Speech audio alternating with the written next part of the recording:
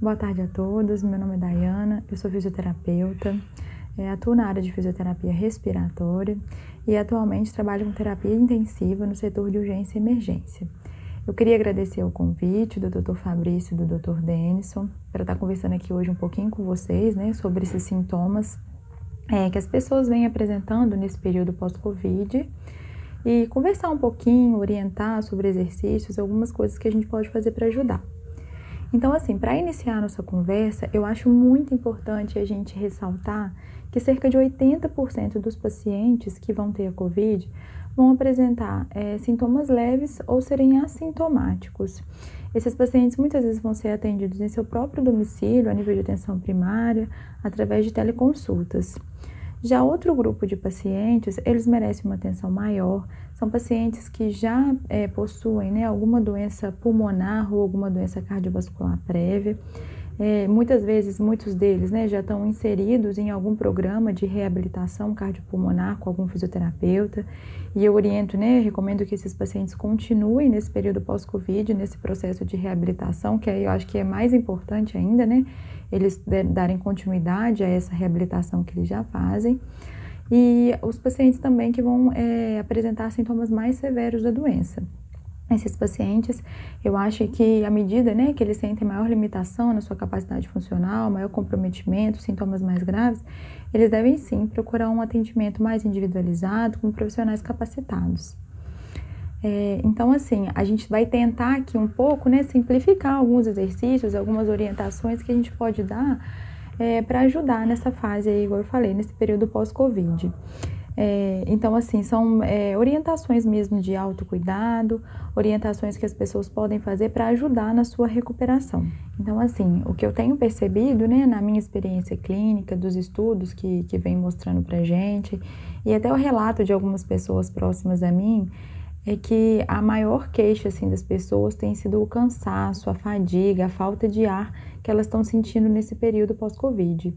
Então, as pessoas se queixam muito de que antes eu fazia alguma atividade, eu fazia alguma coisa e não me cansava, e agora eu sinto muita falta de ar, eu sinto muito cansaço quando eu vou fazer.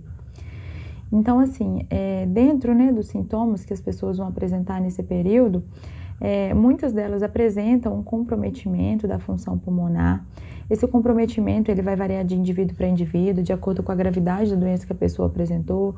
Algumas pessoas puderam ficar na sua casa, outras pessoas precisaram de oxigênio, outras com formas mais severas ainda tiveram que ser entubadas, né? Precisaram do ventilador mecânico.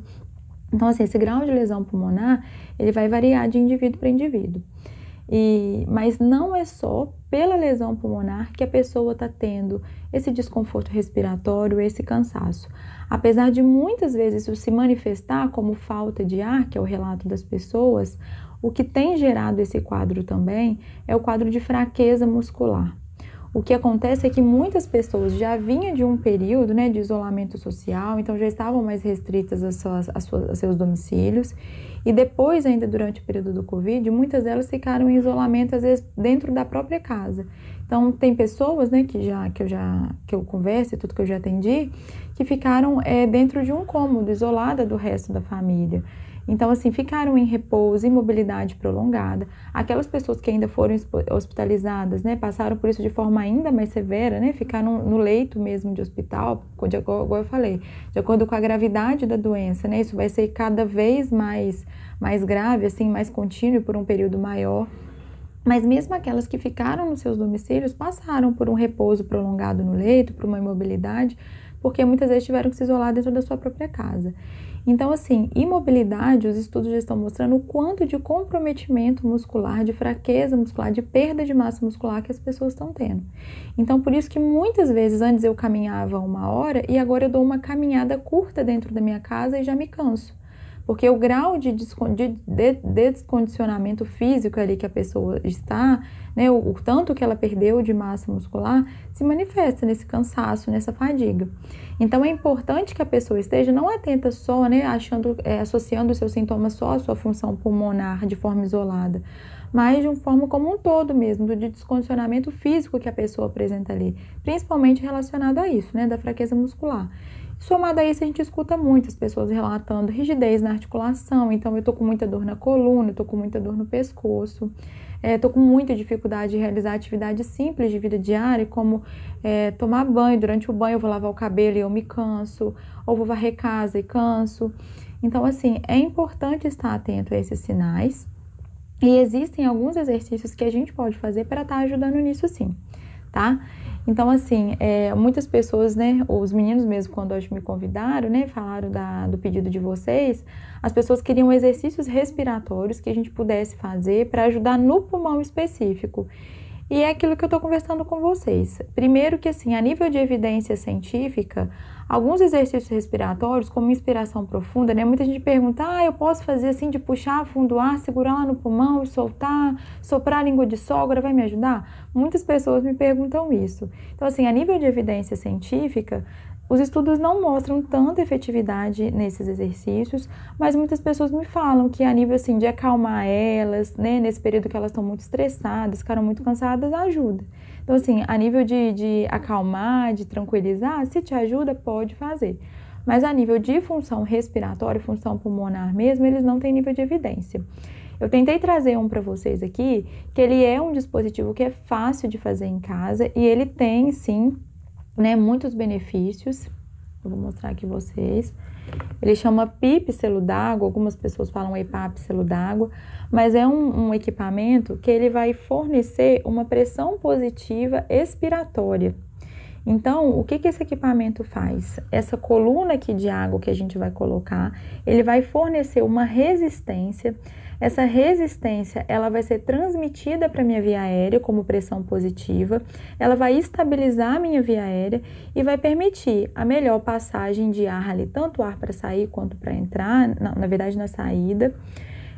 Ela vai permitir o recrutamento de unidades alveolares e também ajudando, né? À medida que ela ajuda no recrutamento de unidades pulmonares ali, ajuda na entrada e na saída de ar, ela ajuda na remoção de secreção, que é uma queixa que algumas pessoas têm também, da tosse produtiva, né?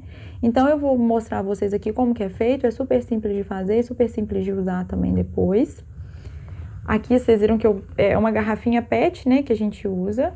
Esse canudinho aqui vem de material de construção. Se você tiver aquelas mangueirinhas de chuveiro que nunca foi usada, né, uma novinha, pode cortar um pedaço dela e fazer também. Aqui eu colei uma fita para mostrar aqui, ó, eu marquei 5 centímetros, 10 centímetros e 15 centímetros. De acordo com a coluna, que o comprimento da coluna de água é que vai ser a resistência nessa pressão positiva que a gente vai mandar para a via aérea. Então, por isso que é importante a pessoa marcar, para que a gente vai graduar o quanto de pressão que a gente está mandando. E preencher com água. Aconselho usar água filtrada, porque muitas pessoas confundem, né? Na hora de soprar, acabam puxando a água, então vai beber água filtrada se isso acontecer. Então, eu vou mostrar a vocês como faz. Então, eu vou inspirar profundamente pelo nariz, encho o meu peito de ar e vou soprar.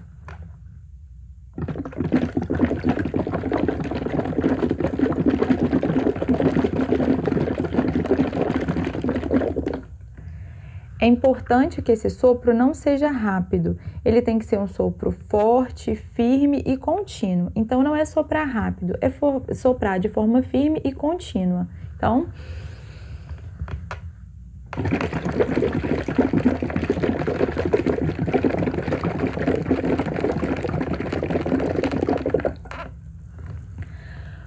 como eu expliquei para vocês, quanto maior a coluna d'água que eu tenho, maior vai ser a resistência. Se maior é a resistência, maior é a pressão positiva que eu forneço lá para o meu aparelho, para o meu sistema respiratório, tá? E o que acontece? Por isso que é importante observar se o canudinho está no fundo da garrafa. Porque esse aqui tá 10, mas o meu canudinho fica aqui em cima, a coluna de água que está acima da ponta do canudo, ela é menor.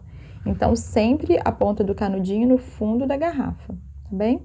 E igual eu falei, começa, eu acho que 10, para orientar você assim, 10 é um tanto bom para começar, mas se com 10 você sentiu muito esforço, cansou, fadigou, diminua. Pode começar com 7, à medida que você for se sentindo bem, pode ir aumentando. Se 10 você achou muito fraco, eu aconselho não aumentar de início. Tenta fazer 1 ou 2 vezes com 10, depois, à medida que você for sentindo que consegue aumentar, pode ir aumentando, graduando cada uma aqui, tá? Pode usar essa resistência, então, entre 10 e 20, pode fazer de 4 a 8 vezes por dia e sempre soprando de 10 a 20 repetições. Isso vai depender ali da tolerância mesmo de cada um, tá bem? Pode começar, por exemplo, você começou fazendo 10 centímetros, 10 repetições. Já tá leve? Em vez de aumentar aqui a coluna de água, você pode aumentar o número de repetições, tá? Então, assim, pessoal, em relação a exercício respiratório, mais específico mesmo, é o que eu falei. É um dos que eu aconselho, que é simples de fazer em casa. É igual eu falei, para pessoas que têm secreção, ele vai ajudar. Você pode até no final associar com tosse. Então, fez o aparelho, né? Fez lá as 10 repetições.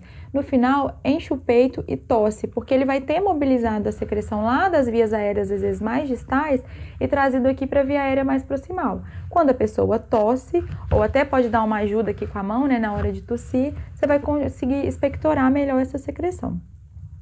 Em relação, né, a essa parte muscular, é muito difícil a gente orientar, porque isso vai da individualidade de cada um. Eu sempre acho assim, quem faz alguma atividade física, já fazia uma atividade física prévia, então assim, faça aquilo que gosta, procure uma atividade física que gosta, alguma coisa que você já fazia, se você já se sente seguro, né, para ir para uma academia, para voltar para o Pilates. Então assim, tente retornar algumas atividades físicas que você já fazia antes e procure algo que você gosta. Sempre, né, conversando com quem for estar ali com você sobre o que você teve, para trabalhar essa parte mais muscular mesmo, essa parte cardiopulmonar. E para quem fazia caminhada, às vezes assim, antes eu fazia 1 hora de caminhada, mas agora eu não consigo. Comece com pequenas caminhadas. À medida que for melhorando ali seu condicionamento, sua resistência, vai aumentando o tempo de novo.